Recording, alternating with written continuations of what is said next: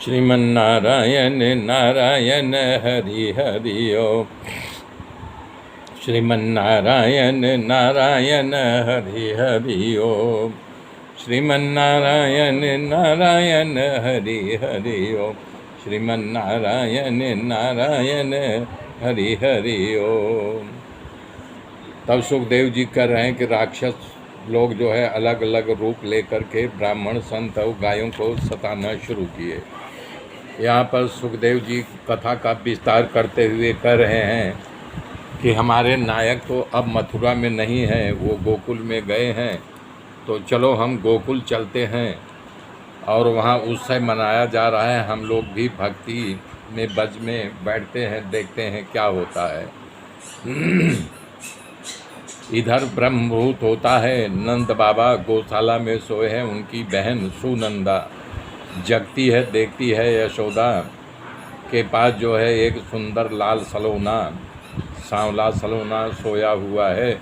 उसे देख करके वो सीधा गौशाले में भागती, बोलती भैया भैया, नंद भैया। उड़ते बोले क्या हुआ?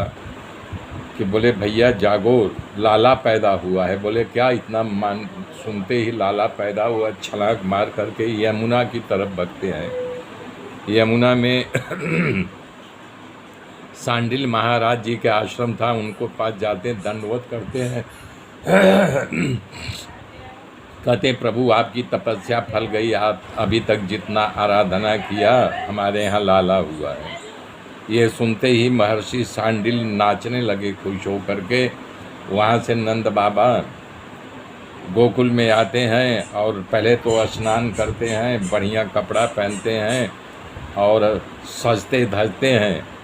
ब्राह्मणों को 1,00,000 गाय, वो भी सोने से मढ़ करके उनके सींगों को 1,00,000 गाय दान देते हैं और तल के साथ छोटे छोटे पर्वत बना करके उसमें रत्न रखते हैं। रत्न रखने के बाद उन पहाड़ों को वस्त्रों से ढक करके तब ब्राह्मणों को दान देते हैं। कहते जिसको जो लेना हो ले लो।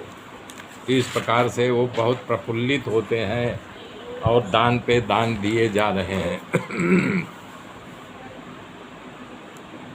नंद बाबा खुश होकर के ब्राह्मणों वेद ध्वनि करने लगे, सूत पुराणों का पाठ करने लगे, मागधो नंद बाबा की वंशावली गाने लगे, भाट समय समय के अनुकूल कविता रच करके नंद बाबा के प्रति सुनाने लगे।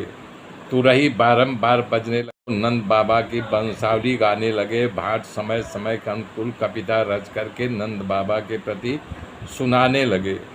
तुरही बारंबार बजने लगा। समग्र ब्रज मंडल ये बात फैल गई। ब्रज के सभी गोप गोपियाँ जो है सब धज करके अपने आंगन को गाय के गोबर से लीप करके पवित्र जल छिड़कने लगे, बंदरवार सजाने लगे, नए फूलों को अपने दरवाजे पर लगा दिए और इस प्रकार से अपने बछड़े को, गायों को तेल और हल्दी से मालिश करके उनको अपने गायों को सजा दिए और सोने की चैन से अपने गायों को बांध दिए। ऐसा हुआ उन्हीं के घर में पुत्र पैदा हुआ है।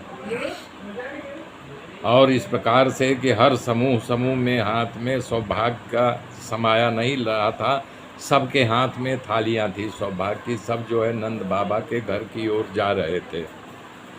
कहने लगी कि जुग जुग जियो तेरा लाल, अवधंत विचित्राणी वात्राणी महोत्सवे, कृष्णे विश्वेश्वरे अनंते नंदस्य वज्रभागे। बोले हैं ब्रज में नंद बाबा के आंगन में अद्भुत मंगलमय बाजे बजने लगे और उत्सव मनाया जा रहा था। सब नाच रहे थे। यहाँ तक कि जितने देवता लोग थे या महर्षि लोग थे सब जय जयकार कर रहे थे। देवता अपना अपना विमान लेकर के अंतरिक्ष में आकर के रोक करके इस उत्सव का आनंद ले रहे थे और अपने आप को हीन समझ रहे थे। काश हम भी मनुष्य जन्मे होते, देवता में जन्म लेकर के क्या मिला, आज प्रभु के सेवा से वंचित हो गए। उसमें जो 1,00,000 गायों का दान दिया था, एक ब्राह्मण के हक में 10,000 गायें आई। तो गया जब उसकी ब्राह्मणी देखते ही कि 10,000 गाय कहाँ रखोगे, गुस्से में आ गई। बोली इतनी गाय लाओगे रखोगे कहाँ? तो बोली, अरे तुम चिंता क्यों करती हो, तुम्हारे पिता जटाशंकर के यहाँ गाय भेज दूंगा न, उनकी भी गरीबी दूर हो जाएगी।